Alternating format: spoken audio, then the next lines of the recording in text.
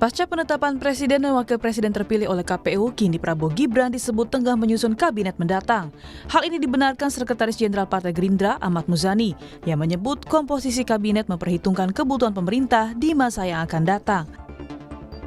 Pembicaraan menteri yang sudah pernah saya sampaikan, ya sudah dibicarakan, sudah diotak-atik, sudah dirancang karena kebutuhan menteri berdasar dengan kebutuhan pemerintahan yang akan datang.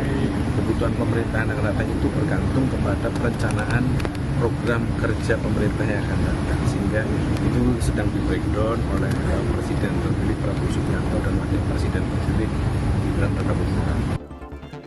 Meski urusan penentuan menteri menjadi hak prerogatif Presiden terpilih, tetapi harapan jatah menteri dari partai pengusung jadi hitung-hitungan politik. Ketua Umum Partai Golkar Airlangga Hartarto berharap jatah 5 kursi menteri di Kabinet Prabowo Gibran dari hasil kalkulasi kerja Golkar sebagai partai pengusung Prabowo Gibran.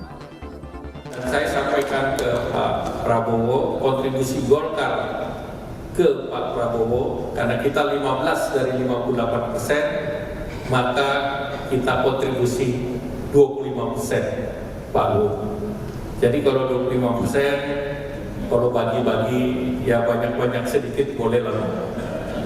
Kalau yang kita sebut 5 itu minimalis. Tapi kalau dihitung proporsinya 25%, room masih banyak. Sementara itu, silaturahmi politik Prabowo ke beberapa lawan politiknya di Pilpres 2024 membuahkan hasil, yaitu PKB dan Nasdem yang memberikan dukungannya. Partai Kebangkitan Bangsa atau PKB yang baru bergabung di barisan Prabowo Gibran masih menunggu keputusan dari Prabowo sebagai presiden terpilih soal kursi menteri. Tawaran untuk masuk kabinet itu ada, Gus? Kan nunggu pelantikan, nanti kalau soal kepastian sudah di dalam. Kita ngomong pasti nanti kan ada proses, masih 6 bulan. Urusannya dengan menteri kan ketika seorang presiden sudah memiliki hak prerogatif. Sekarang kan Pak Prabowo presiden terpilih, pemenang Pilpres. Nanti tanggal 20 Oktober beliau menjadi presiden sekaligus kepala negara yang memiliki hak prerogatif untuk mengangkat menterinya. Nanti kalau soal ditanya, PKB sudah menyiapkan menteri belum? Tanya ketum kita nanti. Sementara Nasdem juga menyebut pihaknya belum bahas soal jatah menteri. Nasdem akui sadar diri karena bukan partai pengusung Prabowo Gibran. Gimana Pak? Belum ada. Dan kita nggak membicarakan hal itu. Tapi kalau dari internal sendiri Pak, gimana Pak? Dari internal nggak ada juga masalahnya. Kita memang menyadari siapa kita. Usai PKB dan Nasdem, kini Partai Keadilan Sejahtera PKS memberi sinyal akan bergabung dan mendukung pemerintah Prabowo Gibran 5 tahun ke depan. PKS diketahui sebagai partai yang selama ini konsisten menjadi oposisi sepanjang 15 tahun ke belakang. Kita tunggu saja nanti. Kan udah pada kebagian, tinggal PKS nanti juga kebagian juga. Tapi belum ada jadwal, Bro. Kapan ke... Sudah dialog, tinggal diatur jadwal. Kira-kira kapan, Bu? Segera. Ikan cepat, ikan gabus lebih cepat. Bagus. Sementara itu, sebagai partai pengusung, Ketua Umum Partai Demokrat menyebut tidak masalah jika Prabowo memberi kursi menteri pada partai yang baru bergabung usai Pilpres. Namun AHY mengingatkan Prabowo untuk mempertimbangkan banyak hal agar koalisi tetap solid. Yang jelas semangatnya adalah bagus kalau memang semakin kuat koalisi itu, tetapi terus dipertimbangkan faktor-faktor lainnya, bahwa sekali lagi bukan hanya besar-besaran koalisi tetapi juga solid, kompak, setia, dalam arti juga tidak di tengah jalan kemudian masing-masing begitu. Jika Nasdem dan PKB dimasukkan dalam kabinet, koalisi Prabowo Gibran akan menguasai lebih dari 70% kursi di DPR. Jika bertambahnya PKS ke koalisi Prabowo Gibran, akan efektifkah dengan banyaknya jajaran koalisi di pemerintah? Tim Liputan, Kompas TV.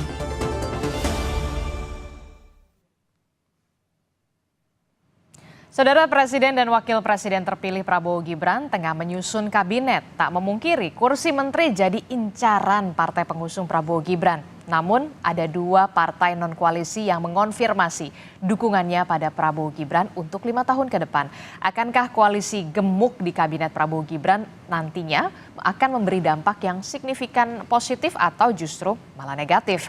Lalu bagaimana pula nasib oposisi? Kami hadirkan perbincangannya di pagi hari ini dengan sejumlah narasumber. Melalui sambungan Zoom sudah ada juru bicara TKN Prabowo Gibran, Daniel Anzar Simanjuntak, yang nanti akan bergabung bersama kami menyusul. Kemudian ada juru bicara Partai Keadilan Sejahtera, ada Muhammad Khalid. Selamat pagi, assalamualaikum Mas Khalid. Assalamualaikum, selamat pagi ya Disti. Sehat ya? Daniel, Mas Adi, sehat Alhamdulillah. Iya, nanti juga akan menyusul ada Kepala Badan Komunikasi Strategis DPP Partai Demokrat, ada Bung Herzaki Mahendra Putra, dan juga nanti ada Direktur Eksekutif, sudah hadir Direktur Eksekutif Parameter Politik Indonesia, Mas Adi Prayitno. Selamat pagi, Mas Adi. Selamat pagi, Adisti. Selamat pagi, Khalid. Iya, Bang Daniel. baru juga bergabung ada juru bicara TKN Prabowo Gibran, ada Bung Daniel Anzar Simanjuntak. Selamat pagi, assalamualaikum Bung Daniel. Waalaikumsalam Mbak Disti, Mas Khalid, Mas Adi. Iya, Bung Daniel, saya langsung ke Bung Daniel dulu deh, yang kemudian ada saat ini lagi sibuk ya kan merangkul partai-partai untuk koalisi begitu. Nah, kalau dari perkembangannya seperti apa? Kan kemarin sudah nih Nasdem, PKB sudah terkonfirmasi. Lalu bagaimana ini PKS komunikasinya nanti akan diintensifkan pekan ini atau seperti apa, Bung Daniel? Pertama, PKB dan Nasdem kan seperti kemarin disampaikan, kedua partai tersebut yang direpresentasikan oleh Pak Surya Paloh dan Gus Muhaimin menyatakan siap bekerja sama dengan pemerintahan Pak Prabowo dan Mas Gibran. Tapi secara terangnya misalnya siap bekerja samanya itu di dalam pemerintahan atau di luar pemerintahan itu belum disampaikan secara terang, tapi ya bisa ditangkap lah tafsirnya oleh Mas Adi Prayitno. Tapi kemudian partai yang lain termasuk PDIP, kemudian teman-teman PKS tentu dalam komunikasi yang akan dibangun terus-menerus. Tapi Mbak Adisti yang perlu dipahami adalah bagi Pak Prabowo bukan sekedar komunikasi dan silaturahim politik yang saat ini dilakukan, bukan sekedar pemaknaannya mengajak masuk dalam pemerintahan, tapi saya sering menyebutnya sebagai upaya membangun mutual understanding. Artinya kita ingin membangun sepemahaman yang saling menguntungkan rakyat banyak. Mutual understanding ini penting karena ke depan tantangan global kita tidak mudah. Itulah yang disebut Pak Prabowo perlunya keguyuban elit. Terlepas ada bersama di dalam pemerintahan atau ada yang di luar pemerintahan. Karena Pak Prabowo paham betul, kami tentu mengalami sebagai pemenang pemilu, pilpres, paham betul kita mengalami power dilemma. Saya menyebutnya power dilemma. Kenapa? Karena di satu sisi kita ingin terus mengefektivitaskan pemerintahan Pak Prabowo dan Mas Gibran nanti agar kuat di eksekutif dan di legislatif. Di sisi lain juga Pak Prabowo berkepentingan menjaga demokrasi yang sehat. Nah, oleh itulah ini menjadi pilihan yang harus dilakukan oleh Pak Prabowo. Oke, agar kuat di eksekutif dan juga kuat juga di legislatif, itulah yang kemudian perlu di underline begitu ya Bung Daniel. Nah, tapi kemudian ada pembicaraan dong pastinya lobby-lobby yang memang sudah diintensifkan, tidak hanya soal merangkul, tapi juga kita masih punya waktu memang 5-6 bulan sampai kemudian Pak Prabowo dan juga Mas Gibran ini dilantik. Soal kursi menteri ini yang lagi ramai ini, Bung Daniel. Pasti semua partai yang berkehendak ingin bergabung di dalam pemerintahan pasti mengajukan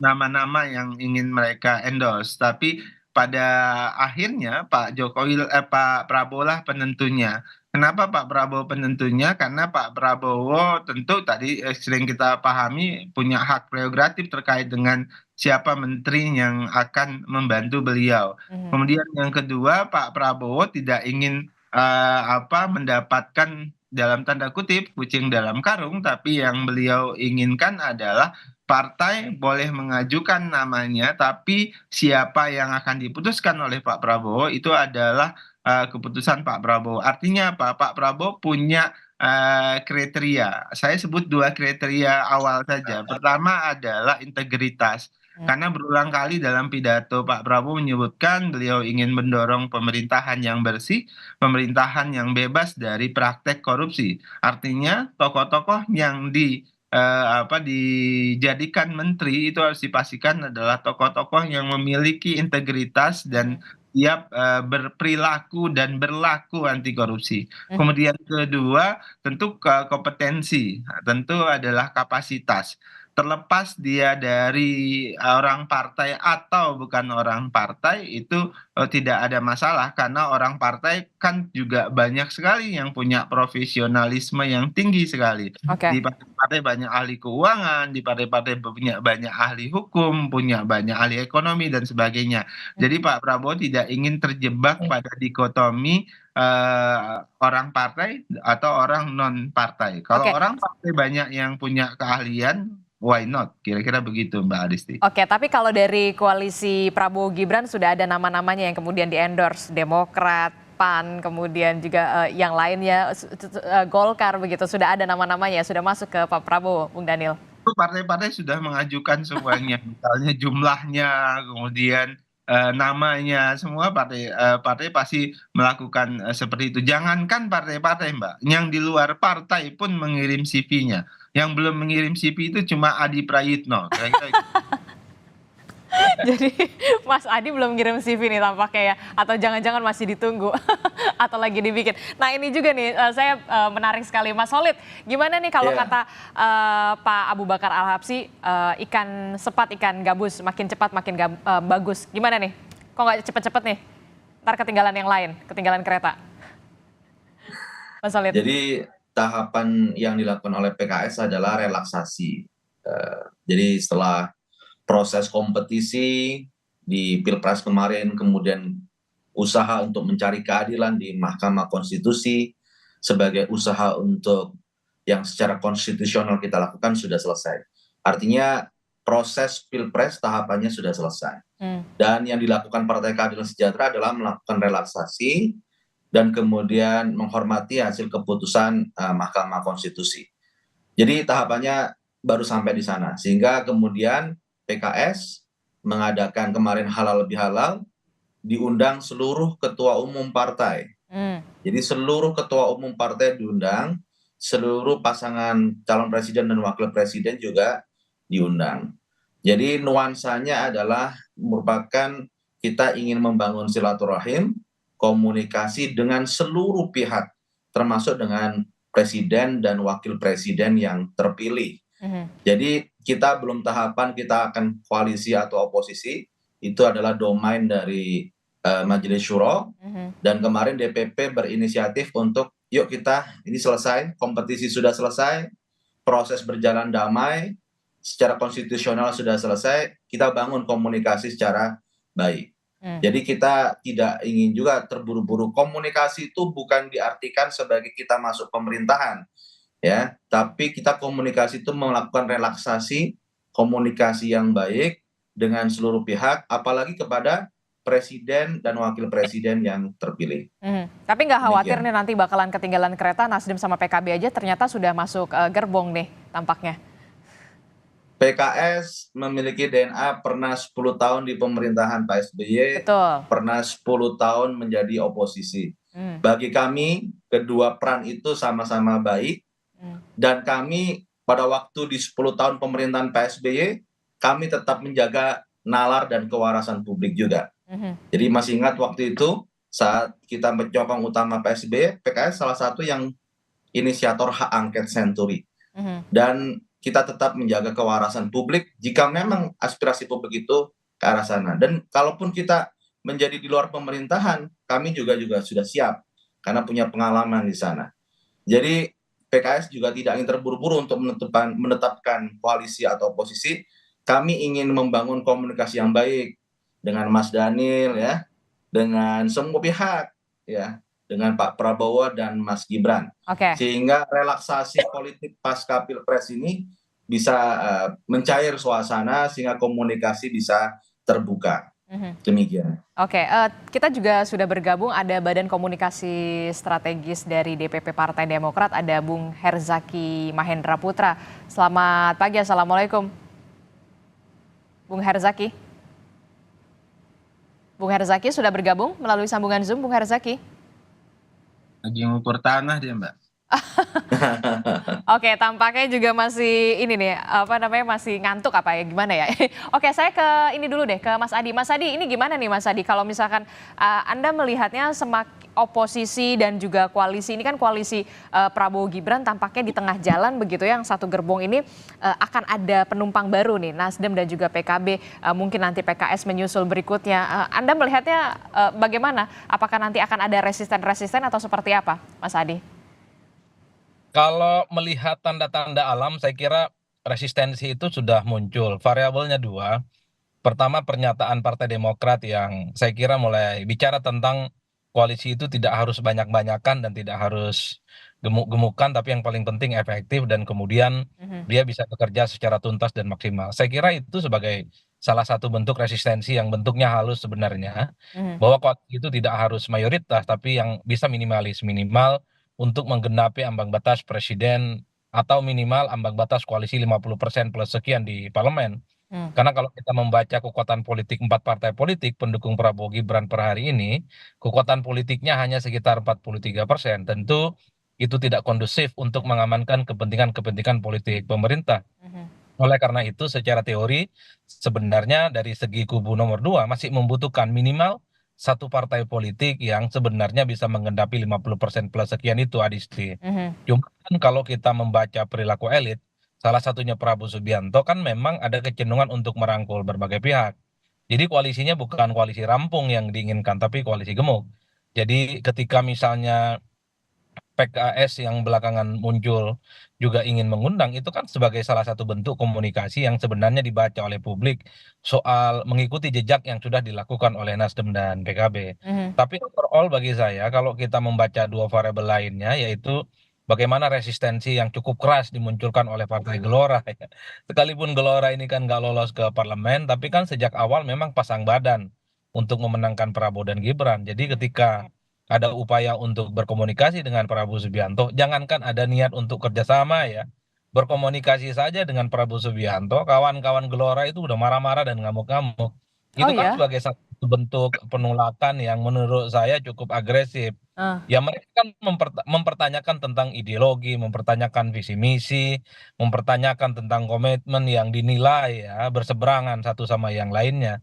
Karena kan selama ini kawan-kawan PKS ini kan adalah partai politik baik pada level elit dan grassroots-nya paling terbuka menyerang Prabowo dan Gibran, mulai dari soal MK-MK, soal etika terkait dengan kecurangan pemilu dan seterusnya dan seterusnya.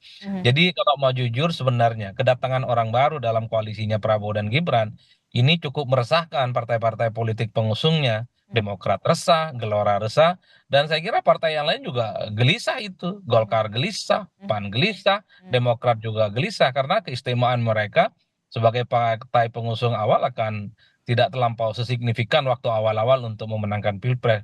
Dan saya mazhabnya sejak awal selalu mengatakan yang kalah biarkanlah di luar, yang menanglah cukup menikmati kekuasaan politik. Haram hukumnya bagi yang kalah politik itu 1 dan 3 diajak koalisi karena mereka itu kan bukan hanya visi misinya berbeda, kepentingan, intensi dan chemistry-nya saya kira berbeda secara diametral. Oleh karena itu, Bang Dhanil sampaikanlah salam ke Pak Prabowo dan kawan-kawan Gerindra dan partai pendukungnya, jangan ajaklah mereka-mereka itu, biarkan aja berada di luar kekuasaan. Ini sebagai bentuk punishment bahwa yang kalah pemilu itu harus menikmati sunyinya jalan koalisi di mana mereka itu berada di luar kekuasaan. Oke, gimana Bung Dhanil? Anda sepakat atau gimana? Tadi saya sebutkan Mbak Adisti, Pak Prabowo, Mas Gibran tentu dihadapkan pada saya nyebutnya tadi sebagai power dilema. Di satu sisi kan kita tentu menginginkan pemerintahan yang efektif. Pemerintahan yang efektif itu tentu mendapat dukungan dominan dari parlemen. Nah, saat ini seperti tadi disebutkan oleh Mas Adi, kita masih kurang dari 50%. Artinya sebenarnya satu partai politik saja sudah cukup begitu untuk kuat di parlemen. Nanti kita lihat, tapi lebih kuat, lebih baik kira-kira begitu. Jadi itu simbolisasi gotong royong dan sebagainya. Nah, efektivitas itu akan sangat membantu upaya Pak Prabowo mengakselerasi program-program Indonesia maju ke depan. Itu pertama. Kedua, Pak Prabowo juga punya komitmen ingin menjaga demokrasi yang sehat. Oke. teman yang baik itu suka mengingatkan begitu, mengingatkan dengan keras. Nah, kita butuh pressure group di parlemen memang. Jadi tentu Pak Prabowo paham betul bagaimana menjaga keseimbangan ini dan harmonisasi ini dengan baik. Tapi kan kemudian teman yang baik juga teman yang dari awal setia sampai akhir begitu. Oh, tentu itu bagian Itu juga harus diperhitungkan. yang tetap dijaga. Itulah sebabnya tentu komposisinya Pak Prabowo sangat memperhatikan hal tersebut. Kan biasa kalau jamaah masbuk dengan jamaah yang sejak awal ikut di barisan itu pasti berbeda. Itu hal yang normal dan dipahami dengan baik oleh Pak Prabowo. Oke, Bung Herzaki, gimana nih Bung Herzaki? Harusnya kan teman yang sejak awal setia ini yang kemudian harus diprioritaskan, jangan sampai kemudian ada potensi-potensi resisten. Kalau kata Mas Ahaye mengatakan jangan kuat seperti di luar, tapi ternyata kropos di dalam. Bung Herzaki. Ya, terima kasih. Kalau dari kami jelas ya, Mas Ahaye itu menyampaikan kalau kita lihat konteksnya itu tidak spesifik kalimat itu gitu. Tapi beliau menekankan bagaimana koalisi ini seharusnya kuat di dalam menghadapi berbagai hal. Karena bagaimanapun tantangan ke depan kan luar biasa. Tapi kalau kita berbicara mengenai komitmen Pak Prabowo, teman-teman Gerindra, teman-teman Golkar, PAN, dan juga teman-teman koalisi lainnya yang ada di ini sangat baik gitu loh ya. Kita punya komitmen kebersamaan yang kita jalin sejak sebelum mendaftarkan. Ketika mendaftarkan, ketika berkampanye bersama, berupaya memenangkan Pak Prabowo, dan juga komitmen itu adalah setelah pasca memenangkan. Dan ini kita sudah saling terbuka semuanya, dan komunikasi Mas Ahaye dengan Pak Prabowo itu kan intens sekali ya gitu. Hanya memang tidak semua bisa kita ungkap ke publik, tidak semua pertemuan diskusinya bisa kita sampaikan ke publik.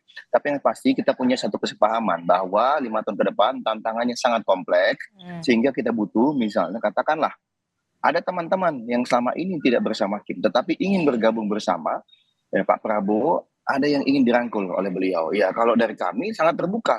Siapapun yang dirangkul oleh beliau, diajak bergabung ke kabinet, diajak gabung ke koalisi. Bagi kami tentu ini atas dasar pertimbangan untuk kepentingan masyarakat, bangsa, dan negara. Untuk kebaikan. Bagaimana agar visi, misi, dan program yang telah kita janjikan itu kepada masyarakat benar-benar kita bisa terwujudkan. Bagaimana misalnya kemiskinan ekstrim bisa kita hapuskan. Bagaimana pertumbuhan ekonomi bisa tinggi sesuai dengan harapan kita. Misalnya bagaimana terkait dengan ketahanan kemandirian pangan, kemandirian bisa terwujud. Jadi kami meyakini siapapun nantinya jika diajak oleh Pak Prabowo dan ternyata pas, kan namanya Pak Prabowo mungkin membuka ruang, tetapi mungkin dalam buka ruang itu kan nggak semua juga. Ada yang merasa pas, kemudian lebih merasa, saya cocoknya di luar kabinet. Nanti kita di parlemen aja membantunya dalam konteks, tadi seperti disampaikan oleh Mas Daniel dalam demokrasi ini, ada yang berkenan, saya jadi oposisi aja biar bantu mengingatkan. Takutnya kalau semua masuk, nanti malah demokrasi kita istilahnya itu berjalan dengan kurang baik gitu. Ya kan? Nah ini tentunya harus kita hormati gitu dalam konteks ini. Jadi Order Demokrat terbuka. Mas Solid dengan siapapun ya, kemarin katanya Nasdem, katanya lalu PKB, Demokrat mendukung sepenuhnya langkah Pak Prabowo. Karena beliau adalah presiden terpilih kami, karena beliau adalah pemimpin dalam koalisi kami, dan sejak awal Partai Demokrat, Mas Ahaye, Pak SBY percaya betul dengan Pak Prabowo karena kita sudah punya komitmen kebersamaan, dan sampai sejauh ini semuanya dilakukan. Tidak ada yang berubah. Sebelum menang, setelah menang, sama semua. Tapi Partai Demokrat ini juga nggak sih, maksudnya khawatir juga nggak sih kalau misalkan koalisinya terlalu gemuk begitu nantinya di eksekutif maupun di legislatif begitu, kan tetap harus ada partai penyeimbang pastinya dong. Apalagi kita tahu Partai Demokrat kemudian sudah ikut dari koalisi Prabowo Gibran ini juga tetap setia begitu. Tiba-tiba ada penumpang yang masuk ke dalam gerbong di tengah jalan, Anda nggak khawatir apa? Bukan penumpang lah, ini kan kita semua elemen bangsa gitu kan. Perbedaannya adalah memang yang telah memilih berjuang bersama Pak Prabowo gitu. Lalu kemudian ada yang melihat, wah setelah kemudian berbeda tempat, berbeda kubu, lalu merasa sepertinya saya juga ingin bantu Pak Prabowo. Oh, bagi kami senang sekali sebenarnya. Karena harapan kami tentu bagaimana tadi, janji Pak Prabowo adalah kepada rakyat.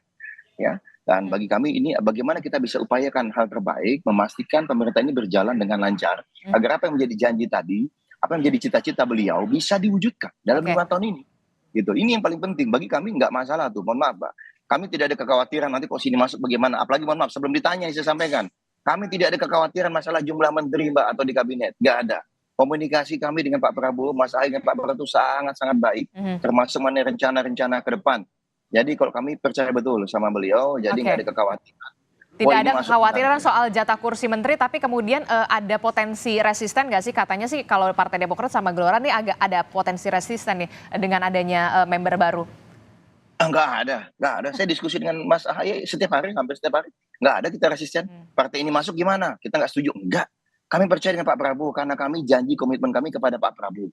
Itu yang kami pegang betul dengan teman-teman di Gerindra ya, dengan teman-teman di KIN, dan punya selama ini jejak rekam dan kesepakatan ini masih terus berjalan. Nggak ada perbedaan, nggak ada apa. Jadi Mas Adi, sebelum digoreng-goreng sama Mas Adi, saya sampaikan Demokrat terbuka dan siap menerima siapapun teman yang ingin bergabung bersama di dalam pemerintahan maupun teman yang memilih untuk berada di luar pemerintahan. Kalau kami dulu dengan PKS berdua aja dengan PKS dulu siap kok sebagai oposisi ya, Bang Holid ya.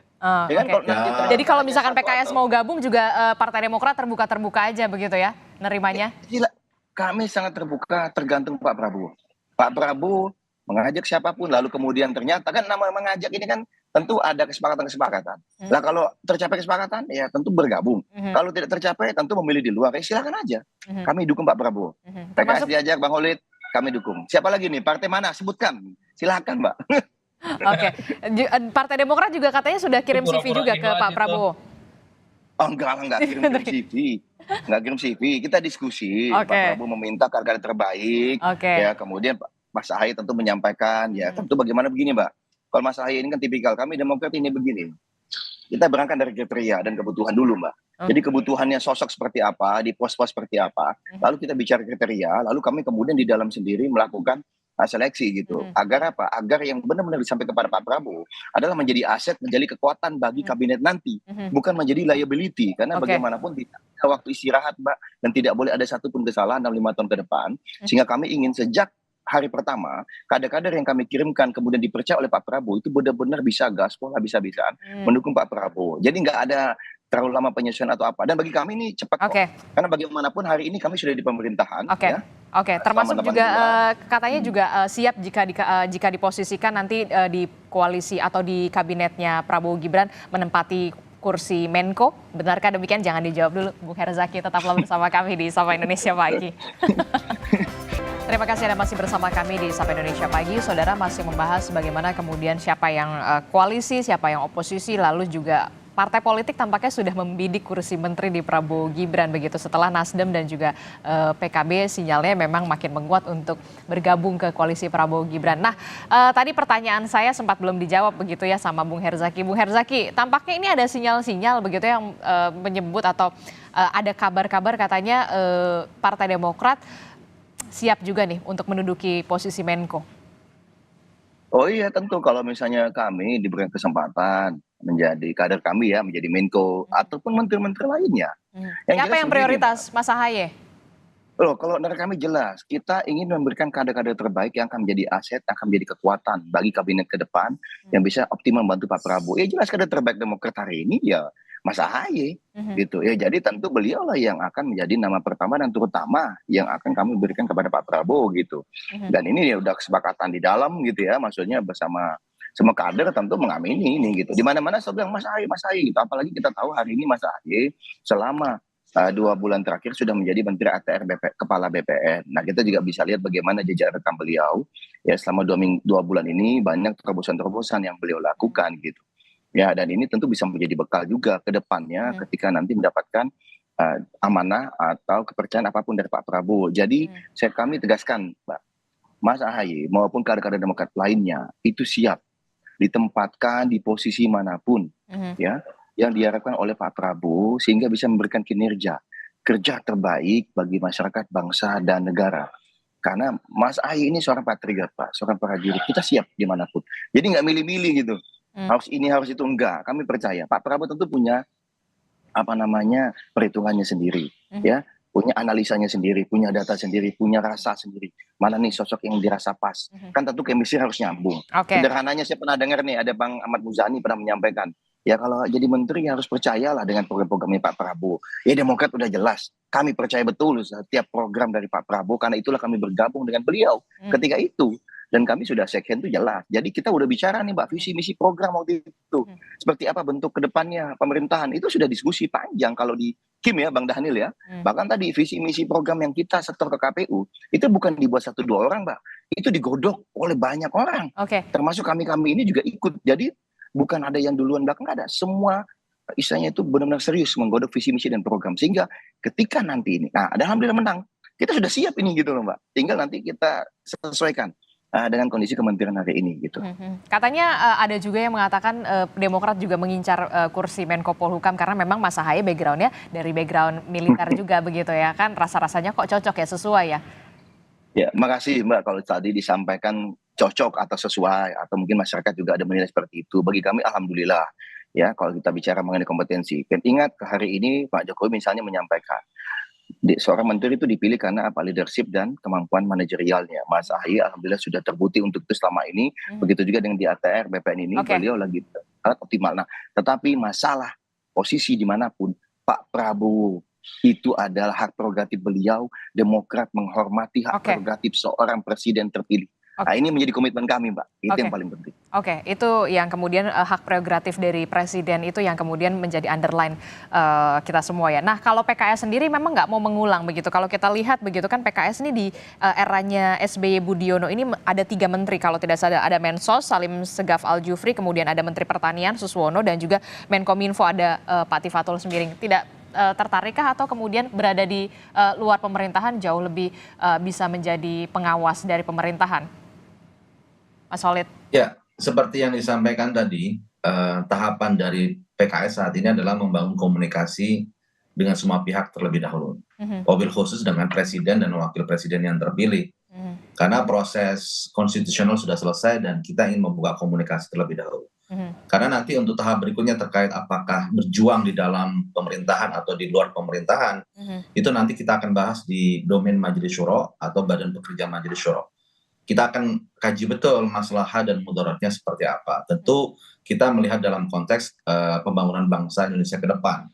Bukan hanya bagaimana kepentingan partai itu sendiri.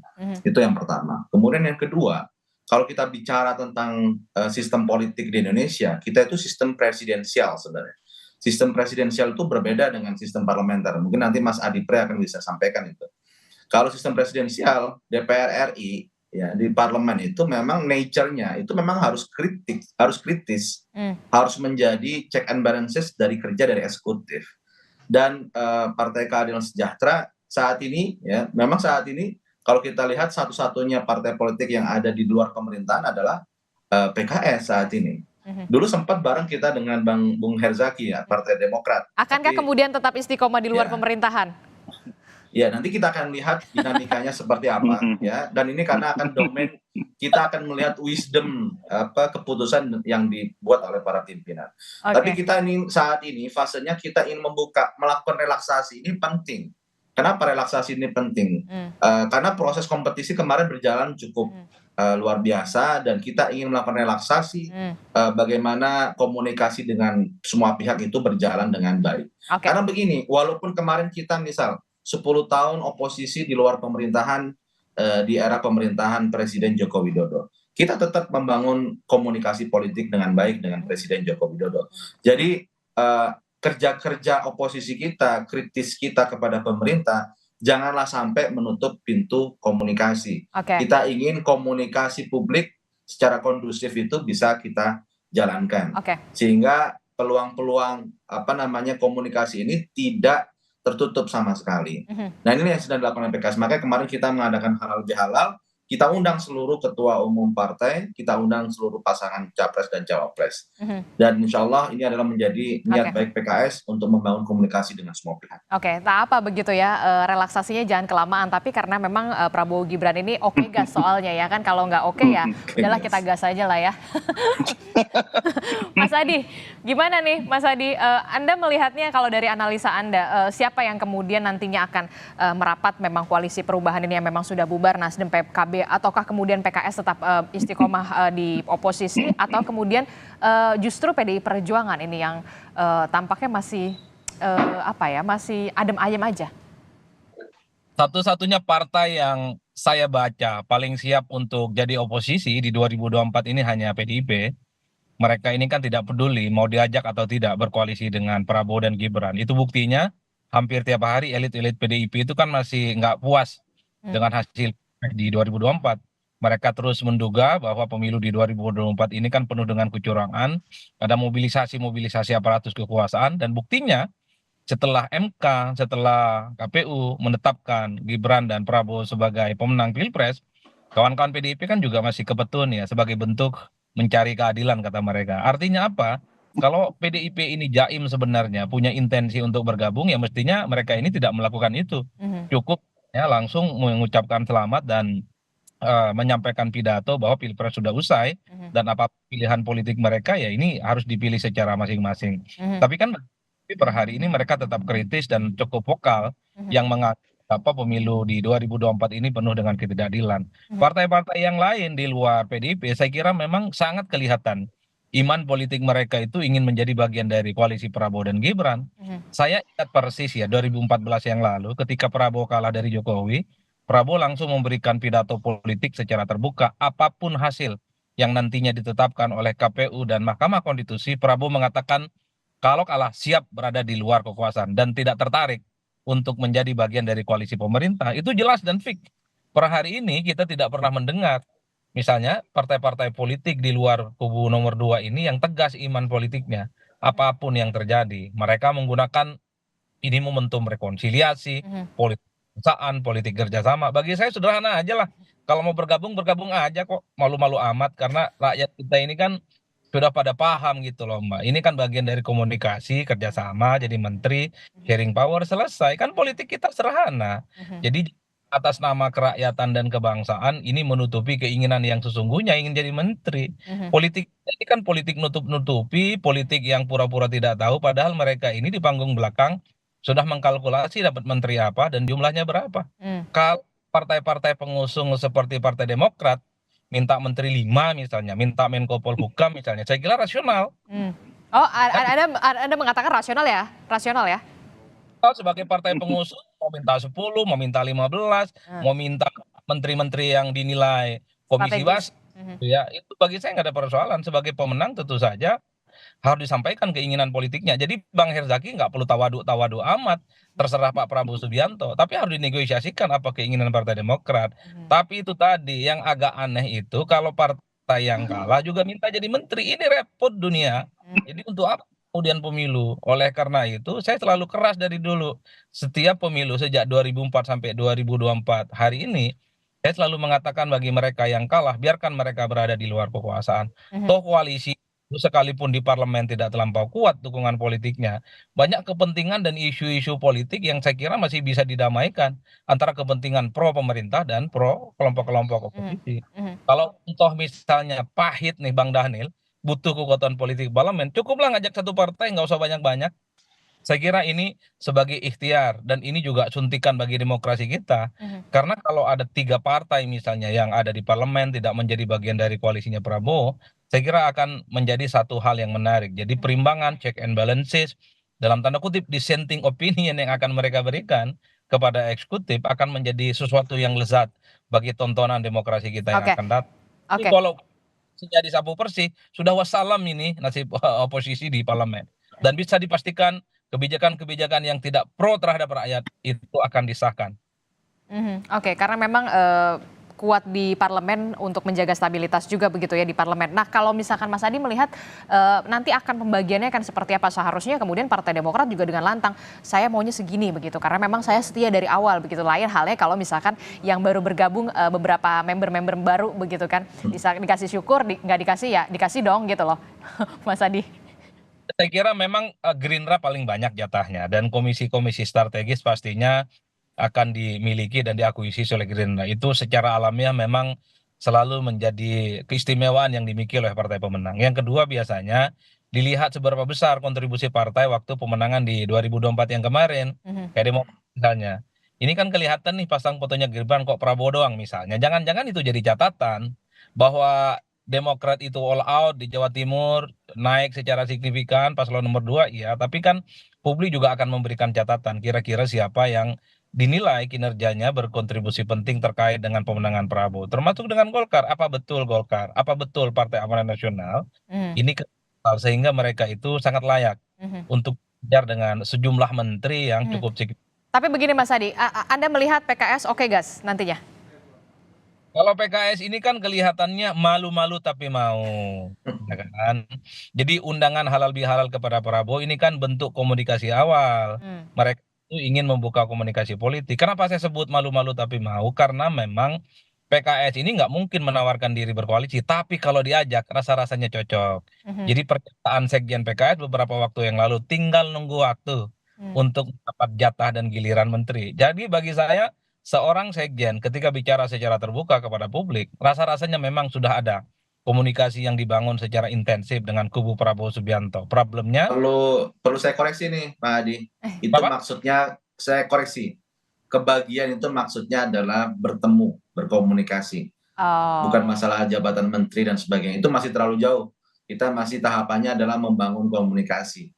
Belum bicara masalah koalisi atau oposisi. Oke, ya harus ketemu dulu dong pastinya ya. Harus ada pertemuan dulu ya, Mas Holid ya. Baru membahas untuk selanjutnya kursi menteri. Tapi saya membaca memang PKS dalam posisi minta diajak. Kalau tidak, sepertinya PKS ini agak jaim dan agak gengsi untuk menempatkan diri menjadi bagian dari kubu Prabowo. Tapi kalau diajak, PKS akan memberikan begitu banyak referensi. Sejak lama PKS ini mendukung Prabowo Subianto, enggak ada persoalan, enggak ada sesuatu yang akan dipertentangkan satu sama yang lain. Inilah sepertinya memang kenapa dalam halal bihalal kemarin PKS itu ingin mengundang Prabowo, tapi Prabowo tidak datang. Publik merasa mungkin tak enak hati sama kawan-kawan Partai Gelora itu karena Partai Gelora begitu agresif dan menyalak, ya betapa itu adalah sesuatu yang tidak elok dipandang mata katanya. Itu yang saya sebut resistensi dari pendukung Prabowo sudah mulai kelihatan. Bukan hanya Demokrat juga kelihatan mulai nggak happy itu kalau ada partai-partai lain yang begitu banyak masuk dalam koalisi Prabowo. Biar ini Mas Adi dan teman-teman. Oke, sekalian juga untuk Mas Holid meluruskan bagaimana kemudian jika ada pandangan yang mengatakan memang ada resisten terutama dari Partai Gelora. Mas Holid, singkat saja. Saya tidak ingin mengomentari itu. Jadi halal bihalal itu kita mengundang seluruh pihak. Itu yang pertama. Yang kedua memang Pak Prabowo melalui timnya menyampaikan mohon maaf tidak bisa hadir karena sudah ada acara halal bihalal yang lain. Jadi saya kira ini adalah maksud saya ini jangan dibelintir bahwasanya ini adalah sebuah sikap politik yang kemudian menolak karena ada Gelora, tidak sejauh seperti itu. Intinya kita mempunyai niat baik di sini membangun komunikasi semua pihak dengan 01, dengan 02, dengan 03, dengan seluruh partai politik. Kan spiritnya di sana. Spiritnya di sana dan kita tidak ingin terburu-buru juga karena proses pembentukan pemerintahan itu masih 6 bulan ke depan dan proses kami adalah sudah niatan baik untuk melakukan relaksasi tadi sehingga tidak ada sumbatan-sumbatan komunikasi dengan terutama dengan presiden dan wakil presiden yang terpilih. Saya pikir itu adalah contoh yang bagus dan perlu didukung agar relaksasi dan kondusivitas politik di level nasional itu tetap terjaga. Oke, baik. Terakhir Bung Daniel, bagaimana kemudian koalisi Prabowo Gibran ini bisa, terutama ya Pak Prabowo dan juga Mas Gibran ini mengakomodir, jangan sampai kemudian ada potensi resisten di sana, ada terjadi potensi gesekan-gesekan kecil di sana, apalagi sebentar lagi, tinggal beberapa bulan lagi kemudian akan dilantik begitu.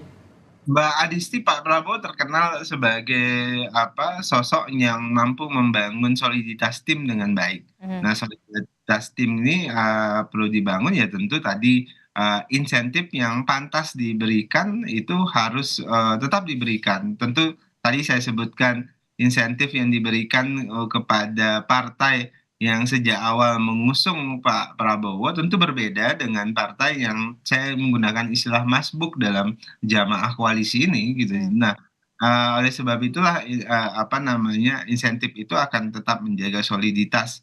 Kemudian yang kedua, tapi tidak mengabaikan fakta bahwasannya Pak Prabowo membutuhkan putra-putri terbaik negeri ini untuk membantu beliau. Makanya partai tidak mungkin Pak Prabowo terima apabila memberikan orang-orang yang tidak qualified. Yang tadi saya sebutkan dua yang paling atas itu adalah integritas dan kemudian kompetensi. Dan ini penting. Jadi insentif pasti diberikan sesuai dengan porsinya masing-masing. Kemudian kedua, Pak Prabowo ingin fokus pada integritas dan kompetensi ketika para menteri itu beliau tunjuk. Kira-kira begitu, Mbak. Jadi tidak perlu khawatir ya, apalagi Demokrat begitu yang memang sudah sejak awal begitu ya, Bung Daniel. Don't worry, be happy. Itu yang Mbak yang. Oke, baik. Kita akan tunggu bagaimana nanti akan ada komunikasi-komunikasi selanjutnya PKS dengan Pak Prabowo, atau kita nggak pernah tahu siapa yang nanti akan menduduki posisi-posisi strategis juga di pemerintah, dalam hal ini adalah di kursi menteri siapa saja. Terima kasih Bapak-Bapak, Mas Holid terima kasih, Bung Daniel terima kasih, Bung Herzaki, Mas Adi Prayitno terima kasih. Selamat pagi, sehat-sehat selalu Bapak-Bapak. Assalamualaikum.